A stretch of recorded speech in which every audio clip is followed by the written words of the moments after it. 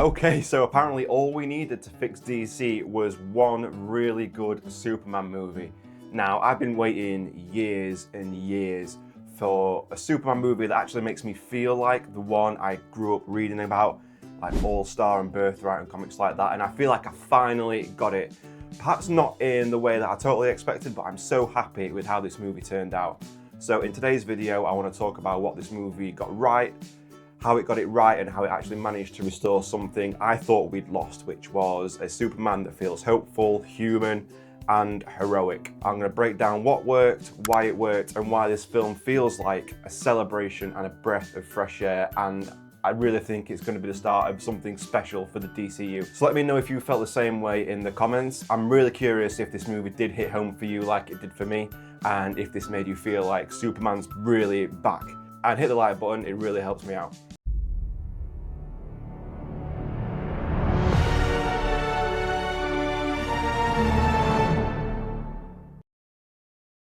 Now, this review does contain spoilers as the movie's now had its opening weekend, so please proceed with caution if you haven't yet seen the movie. I was a little bit late, I saw it on the Friday night, so I'm a little bit late with the review as well, so hope that's okay. But this review is going to be split into the following sections, with the plot being discussed and kind of heavier spoilers towards the end. So we're going to break it down into kind of the overall theme of the movie, the cast and their performances, the plot, and then kind of final thoughts and some honorable mentions that I want to give. So for the overall theme of the movie, I'm so grateful that this movie gave us this version of Superman. So from him saving the squirrel and at least trying to save that huge kaiju, it's this version of the character I've really been dying to see on the big screen. I've always known that James Gunn understands this and he understands this character, but seeing him able to actually pull it off so well in the film was amazing. And coming out of a Superman movie feeling bright and optimistic really is what I needed. And I'm so happy that I got this experience. One thing also that I really liked was how it was clear from the start that this isn't our Earth. It's an Earth where metahumans have been around for 300 years. It's not like they were just dropped into our Earth and everything's the same. So what we got as a result of that is a world that feels really full. It feels really alive and full of this history of metahumans.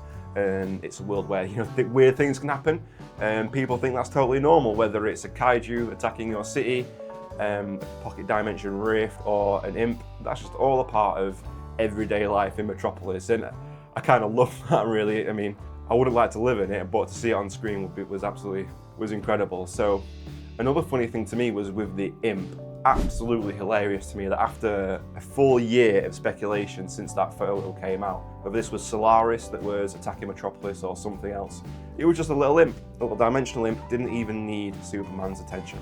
Now, the best thing that I can really say about this movie is the main criticism that I could give it is that it did probably need a slightly longer runtime to really flesh out some of these moments. I mean, the movie throws you straight into the action and it maintains a very fast pace throughout, which did work well for me, but for a few scenes, a couple more minutes might have helped it feel a bit more fleshed out.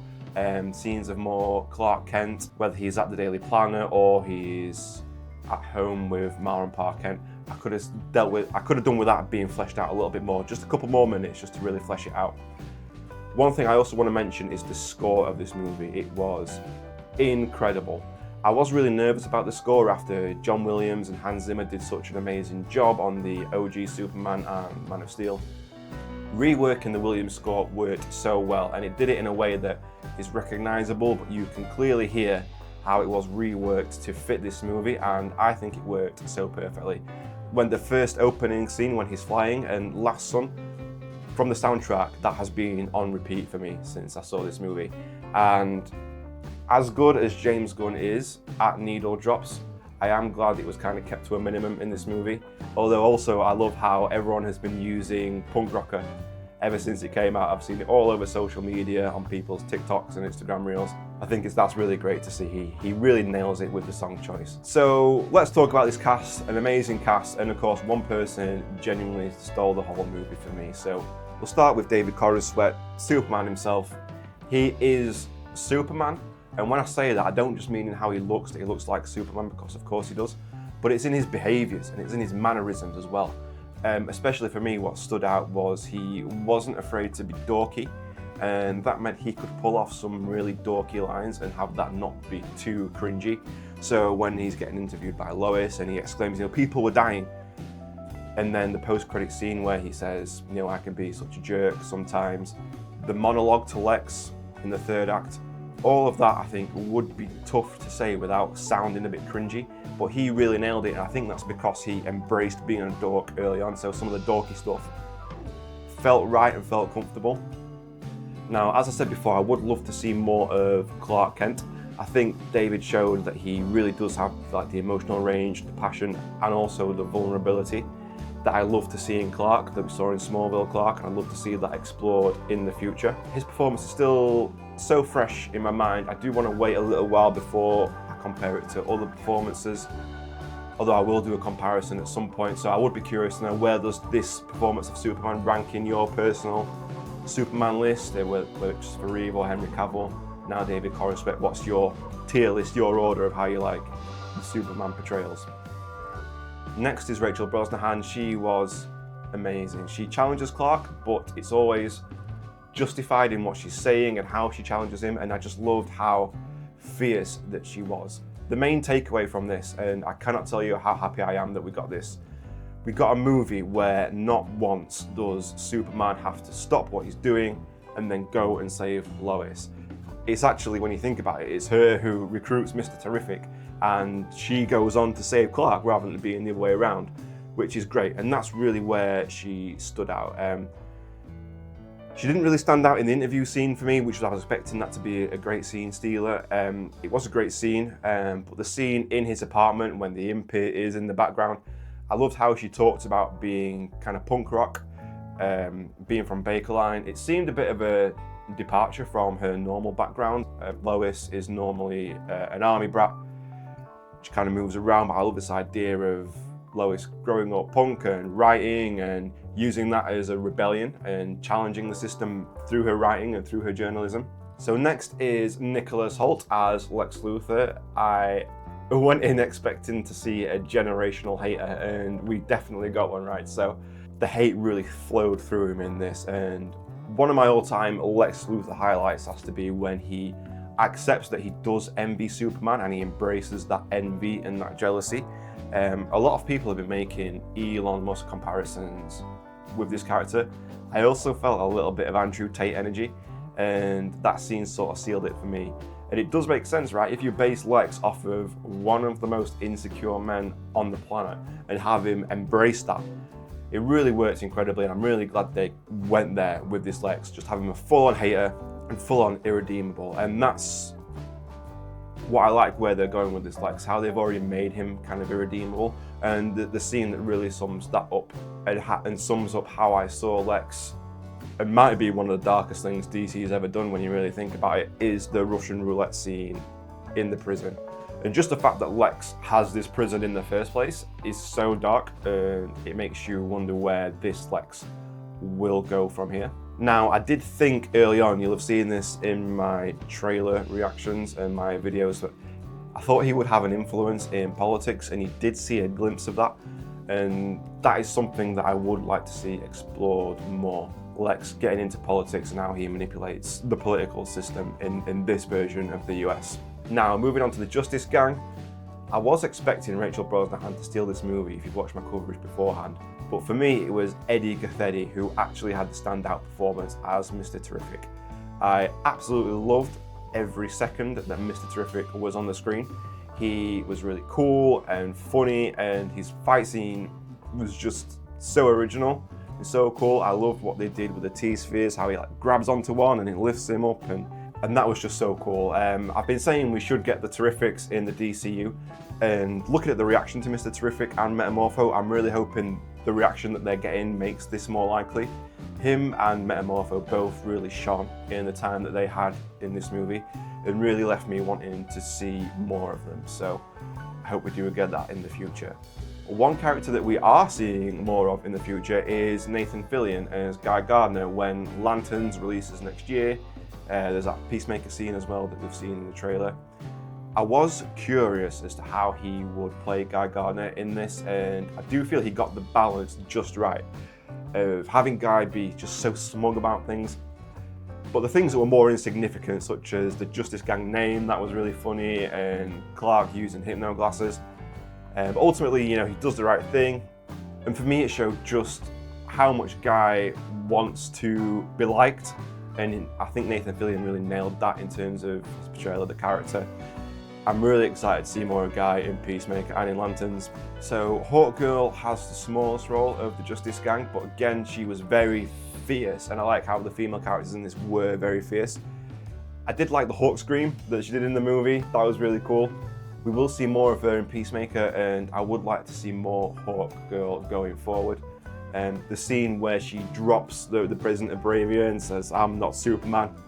Again, the word that I keep coming back to is fierce. She was fierce, and she really showed that, and she showed that she does have this brutality that we've seen in some of her portrayals, especially her Thanagarian roots that we've seen before in the comics, and seeing that come to life was really great. So moving on to the Daily Planet cast, I'll touch on this because they do have small roles, but I did enjoy all of their performances really. And Skylar Gisondo, again, perfectly cast as Jimmy Olsen, and he played his part well, so I will talk about it. I did see some people unhappy with his depiction as kind of a ladies' man, and he's disrespectful and a bit misogynistic. I did think it was a little bit unusual to have Jimmy do this. I don't think it crossed any lines really, so I was okay with it in the end, especially because as well it did serve an important plot point, as this is how the Daily Planet gets the information that they need to take down Lex and stop his whole Planet Watch initiative. So incredible performances across the board, but the plot, we're going to dive into the plot now, and that's where things really get interesting. And so again, quick warning, spoiler alert, we're going to talk about the plot below. So let's get right to it. So I've seen a lot of discussion about the reveal of Jor-El and Lara's message, the second half of that message, sending Clark to Earth to rule it and rule over us. To be completely honest, I left the theatre not 100% sure that that message wasn't doctored, and that's what the message actually contained. We do seem to work on the basis that the message is real, so I am going to work on that basis. I wouldn't be surprised again if we see it revealed later on in a future movie that actually it was doctored and it wasn't real. But Clark still kind of passed that test, or Kal-El still passed that test of being a good person on Earth, despite that not being what Jor-El and Lara wanted. So it will be interesting to see how that plays out further down the road, especially if we do get to this Superman going up against Brainiac and seeing him with Kandor. I do think it works in the sense that we do have this pattern of heroes finding out their parents are not who they thought they were. It was a good mirror of Thomas Wayne in the Batman, and showing how these different heroes deal with this and move on with their hero's mission regardless. The main thing I liked about that as well was the emotional payoff at the end, with Superman switching that message that soothes him to the Kents, and I loved that, and I loved how it fits the whole theme of Superman embracing his humanity and by him disregarding the message from Jor-El and Lara. That was a great way to really emphasize this and really let this hit home. One thing I will say that let me down a little bit was the Ultraman stuff. The Ultraman reveal did let me down slightly. It was obvious from the start it was a Superman clone, which is fine. I'm happy with it just being like a basic Superman clone, but I was expecting it to give Clark some pause during that fight. Maybe he tried to save it, like he tried to save the kaiju and the squirrel. He's shown that he wants to save everyone. I thought maybe he might try and save this clone and try and redeem it somehow, but he dispatched of him really quickly. And the clone goes into the black hole, which I still subscribe to the rule that if you don't see a body, they're not dead. So I expect to see this Ultraman again somewhere down the road. I think they could go one or two ways. Either he becomes a more fully formed Ultraman of Earth 3, or as Bizarro, if he goes to Bizarro World through that black hole. I'd like to hear your theories as well. Are we getting Bizarro or Earth 3 Ultraman in the future? I know I've got my theories, but I want to hear yours. Drop them down below. So overall thoughts, once I got used to the frenetic pace of the film sets, I really enjoyed the chaotic nature of the movie. It felt like a lot was happening at once, and I do think that was intentional to show what was happening to Superman and how Lex's plan was impacting him. I also enjoyed the less is more approach to the fight scenes. The fight scenes felt really cool, they had a lot of character, and it really helped to give characters like Mr. Terrific a showcase and really show what they can do to a new audience. So some kind of honourable mentions, some final thoughts. I'll keep this short because I could talk about this movie for hours. Looking at the timer, I can already see this is going to be a longer video than normal. But yes, we'll talk about cameos. That character showed up. I do think it's setting up something amazing. So yeah, I loved the Supergirl cameo and the glimpse it gave us into how Millie Alcock is going to portray this character in the Woman of Tomorrow movie. I mean, Woman of Tomorrow really is just one of my favourite comics of all time, and I can't tell you how hyped I am for that movie to come to life. I also really enjoyed the cameos for Peacemaker and Maxwell Lord. They were fun and they were good ways to introduce those characters in this universe. And then Crypto. How could I make it this far into the video and just not talk about Crypto? I don't know what Midas touch James Gunn has when it comes to including CGI animals in his movies. But I loved how he did Crypto. I loved that Crypto wasn't well behaved, how Clark was able to use that to get him to destroy all of Lex's cameras, and then the payoff at the end of how Supergirl acts around Crypto, and that's why he's so unruly, that he's got no boundaries. I thought that was so funny. The robots were really cool as well. I thought the whole Gary thing was a nice touch. For me, it's just the idea a bit more than anything that made me smile, that we can have these dimensional portals and Superman robots in a movie and dimensional rivers from the get-go, and that really helped sell this movie as being different from the previous iterations. And I do think overall it's a fresh take on Superman, it's a fresh start for the DCU, and I really just can't wait to see more. I can't wait just for more Supergirl, but to see all these characters again in the future. So what did you think of the movie? What were your favourite parts? Leave a comment down below and check out one of these other videos.